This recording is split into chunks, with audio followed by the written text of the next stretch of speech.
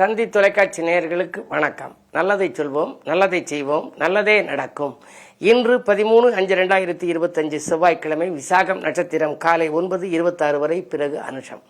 இன்றைக்கு நான் உங்களுக்கு சொல்ல இருக்கிற நல்ல கருத்து, சூரிய பகவானை பற்றி சொல்ல போகிறேன். சூரியன் இப்போ சித்திரை மாதத்தில் உச்சமாக இருக்கும். சூரியன் உச்சம் மேஷத்தில் இருக்கு. பொதுவாக என்ன சொல்லியிருக்காங்க, அந்த காலத்தில் சூரியனுக்கு இன்னொரு பேர் பாஸ்கரன்னு பேர், ரவின்னு பேர், ஆதவன்னு பேர், ஆதித்யன்னு பேர். ஆதவன் இருக்கும் இடத்தை அறிந்து நீ பலனை சொல்லு, காரகத்துவத்தை பொறுத்தே காரியம் நடக்கும் உண்மைன்னு ஒரு வரி உண்டு. அது என்ன காரகத்துவமோ அதை பொறுத்து நடக்கும். இருந்தாலும் சூரியன் மேஷத்தில் இருந்தால் எப்படி அப்படின்னா தைரியசாலியாக இருப்பாங்களாம். சூரியன் மேஷத்தில் இருந்தால் தைரியசாலி. சூரியன் ரிஷபத்தில் இருந்தால் அனுபவசாலி. ரிஷபத்தில் சூரியன் இருந்தால் நல்ல அனுபவம் வாய்ந்தவர்களாக இருப்பாங்க. சூரியன் மிதுனத்தில் இருந்தால் புத்திசாலி, அதில் இருந்தால் தைரியசாலி. அடுத்ததுல இருந்தால் அனுபவசாலி, அடுத்ததுல இருந்தால் புத்திசாலி. சூரியன் புதன் வீட்டில் இருந்தால் புத ஆதித்ய யோகம்ன்றது மிகப்பெரிய படிப்பாளியாக இருப்பார். அதனால புத்திசாலியாக இருப்பார். அவற்றை எந்த ஒரு இதுவும் நம்ம கேட்டுக்கலாம். ஒரு காரியங்கள் நடத்தணும் அப்படின்னா அந்த மிதுன ராசிக்காரர்கிட்ட கேட்டால் நல்ல அறிவுரைகள் சொல்லுவாங்க, நல்ல ஆலோசனை சொல்லுவாங்க. நாங்கள் கூட சொல்றது வழக்கம், ஆலோசனை சொல்வதில் அசகாய சூரர்களாக விளங்குவார்கள் சொல்லி. அப்படிப்பட்ட ஒரு புத்திசாலித்தனம் யாருக்கு? மிதுனத்தில் சூரியன் இருந்தா. சரி, கடகத்தில் சூரியன் இருந்தா சஞ்சலவாதி, ரொம்ப சஞ்சலமாக இருப்பாங்க. செய்வோமா வேண்டாமா, போவோமா வேண்டாமா, எல்லாமே ரெட்டித்த சிந்தனை, எதுவுமே செய்ய மாட்டாங்க. கடைசி கடகத்தில் சூரியன் இருந்தால் சஞ்சலவாதி. அதே நேரம் சிம்மத்தில் சூரியன் இருந்தால் அவங்க எப்படின்னா அரசியல்வாதி. சூரியன் சொந்த வீட்டில் இருக்கு, அப்போ அவங்க அரசியல்வாதி. ஆக தைரியசாலியாக மேஷத்திலும், ரிஷபத்திலே சஞ்சரித்தால் சூரியன் அனுபவசாலியாகவும், மிதுனத்திலே சஞ்சரித்தால் புத்திசாலியாகவும், கடகத்திலே சூரியன் இருந்தால் சஞ்சலவாதியாகவும், சிம்மத்திலே சூரியன் இருந்தால் அரசியல்வாதியாகவும் இருப்பார்கள். சரி, கன்னியில் இருந்தால் எப்படி, துலாத்தில் இருந்தால் எப்படி, விருச்சிகத்தில் சூரியன் இருந்தால் எப்படி, தனுசுல சூரியன் இருந்தால் எப்படி, மகரத்தில் சூரியன் இருந்தால் எப்படி, கும்பம் மீனத்தில் இருந்தால் எப்படிங்கிறத பற்றி உங்களுக்கு தொடர்ந்து நான் சொல்ல போகிறேன். மகரத்தில் மட்டும் சூரியன் இருந்துச்சுன்னா நோயாளியாக இருப்பாங்களாம், ஏன்னா அஷ்டமாதிபதி சூரியன். ஆக ஆதவன் இருக்கும் இடத்தை அறிந்து நீ பலனை சொல்லு, காரகத்துவத்தை பொறுத்தே காரியம் நடக்கும் உண்மை என்ற கருத்தை தெரிவித்து இனி இந்திய ராசி பலன்களை இப்பொழுது உங்களுக்கு வழங்கப் போகின்றேன்.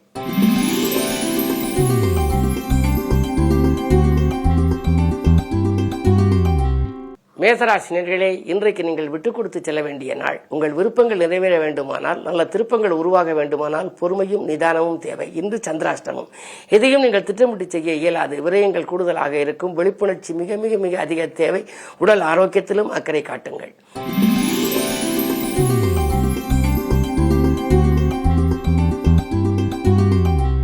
ரிஷபராசினியர்களே, உங்களுக்கெல்லாம் பணப்புழக்கம் அதிகரிக்கும். பாகப்பிரிவினைகள் சுமூகமாக முடியும். அதே நேரத்தில் வாக்குவாதங்களை தவிர்ப்பது நல்லது. விரயங்கள் கொஞ்சம் கூடுதலாக இருக்கலாம். அரசு வழியில் கூட ஒரு சிலருக்கு சில சிக்கல்கள் வரலாம். என்ன இருந்தாலும் 2இல் குரு இருப்பதால் காரியங்கள் கடைசி நேரத்தில் கைகூடிவிடும். இருந்தாலும் இன்றைக்கு செவ்வாய்க்கிழமை முருகப்பெருமானை வணங்குவது நல்லது.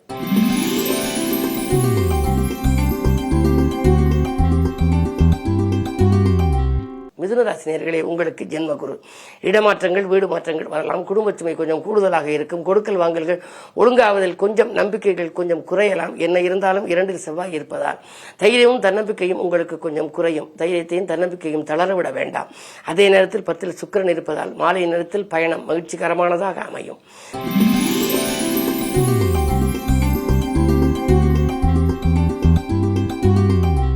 கடகராசினியர்களே, அஷ்டமத்து சனியின் ஆதிக்கம், அஷ்டமத்து ராகுவின் ஆதிக்கம், ஜென்மத்தில் செவ்வாய் இப்படி இருப்பதனாலே உடம்பு ஒரு விதத்திலே பல விதங்களிலும் தொல்லைகளை கொடுக்கலாம். மூட்டு வலி, முழங்கால் வலி, கழுத்து வலி, கால்வலி என்று ஏதாவது ஒரு தொல்லை, ஜீரண கருவிகள் பழுதாவது, வைத்திய செலவுகள், விரயங்கள் கூடுதலாக இருக்கிறது என்ற கவலை, இப்படிப்பட்ட மன உளைச்சலுக்கு ஆளாகக்கூடிய நிலை. இன்று செவ்வாய்க்கிழமை. இன்றைக்கு நீங்கள் அருகில் இருக்கும் புகழ்பெற்ற ஆலயங்களுக்கு சென்று முருகப்பெருமானை வழிபட்டு வருவது நல்லது. வழிபாட்டின் மூலமே இன்று உங்களுக்கு வளர்ச்சி அதிகரிக்கும்.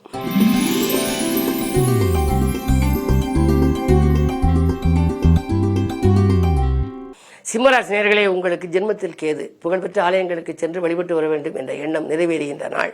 புனித பயணங்கள் அதிகரிக்கும். சூரியன் உச்சமாக இருப்பதனாலே அரசு வழியில் அனுகூலங்கள் கிடைக்கலாம். எதிர்பார்த்த காரியம் எதிர்பார்த்தபடியே நடைபெறும். அருகில் இருப்பவர்களின் ஆதரவோடு ஒரு பெரிய நல்ல காரியம் ஒன்று இன்று இல்லத்திலே நடைபெறப் போகின்றது. லாபஸ்தானத்திலே குரு பகவான் இருப்பதனாலே அயல்நாட்டிலிருந்து கூட உங்களுக்கு ஆதாயம் தரும் தகவல்கள் வரும். இந்த நாள் நல்ல நாள்.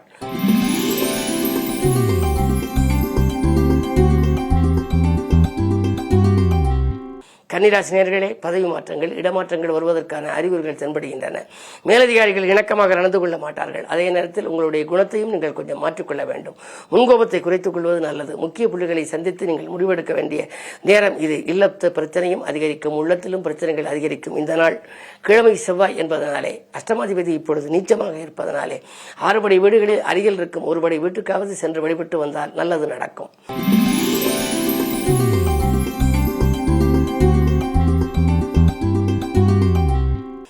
துலாம் ராசினியர்களே, உங்களுக்கு குரு பார்வை இருப்பதனாலே நீங்கள் கவலைப்பட வேண்டியதில்லை. செலவுக்கேற்ற வரவு வந்து கொண்டே இருக்கும். வீட்டிலே இல்லத்திலே திருமணம் நடைபெறவில்லையே, சுபகாரிய பேச்சுக்கள் முடிவாகவில்லையே, வரன்கள் திரும்பிச் செல்கிறதே என்று கவலைப்பட்டவர்களுக்கு இப்பொழுது நல்ல நேரம். எதை தொட்டாலும் தொட்ட காரியங்களில் உங்களுக்கு வெற்றி கிடைக்கும். குடும்ப சுமை அதிகரித்தாலும் கூட அதை சமாளிக்கும் ஆற்றல் உங்களுக்கு உண்டு. கொடுக்கல் வாங்கல்கள் சரள நிலைக்கு வரும். இந்த நாள் நல்ல நாள்.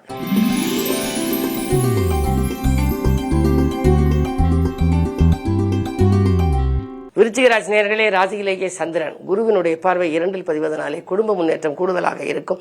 அறிவுத்திறமைக்கு அடையாளம் காட்டுவீர்கள். அதே நேரத்திலே வாழ்த்து செய்திகளாலும் வளம் காணப் போகின்றீர்கள்.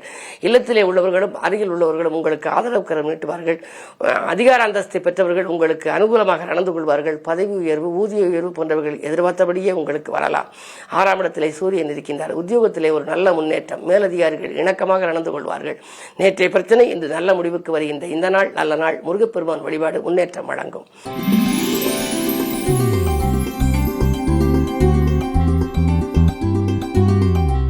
தனுசு ராசி நேயர்களே, குரு பார்வை இருப்பதனாலே குழப்பங்கள் அகலும். உடன்பிறப்புகளின் உதவி கிடைத்து மகிழ்வீர்கள். உற்சாகத்தோடு பணிபுரிவீர்கள். கடன் சுமை பாதிக்கு மேல் குறையும். உத்தியோகத்திலே சக பணியாளர்களின் ஆதரவு கிடைக்கும். நீடித்த நோயிலிருந்து நிவாரணம் பெறுவீர்கள். நீங்கள் கேட்ட இடத்தில் உதவிகளும் உங்களுக்கு கிடைக்கும். இந்த நாள் நல்ல நாள்.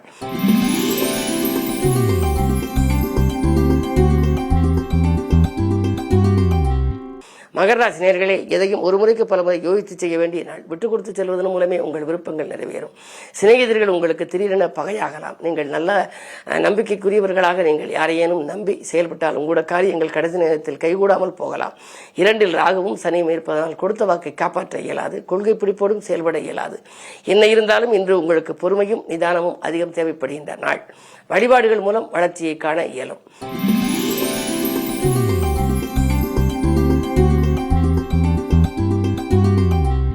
கும்பராசி நேயர்களே, உங்களுக்கெல்லாம் அன்பு நண்பர்களின் ஆதரவு கிடைக்கின்ற நாள். அருகில் இருப்பவர்களின் ஆதரவு கூடுதலாகவே கிடைக்கும்.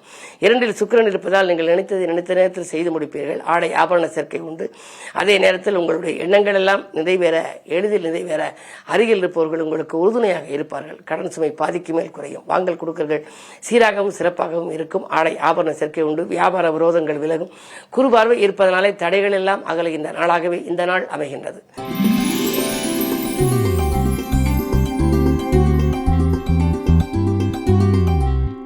மீனராசினியர்களே, ஆரோக்கிய தொல்லைகள் அதிகரிக்கும். வைத்திய செலவுகள் உண்டு. விட்டுக் கொடுத்து செல்ல வேண்டும்.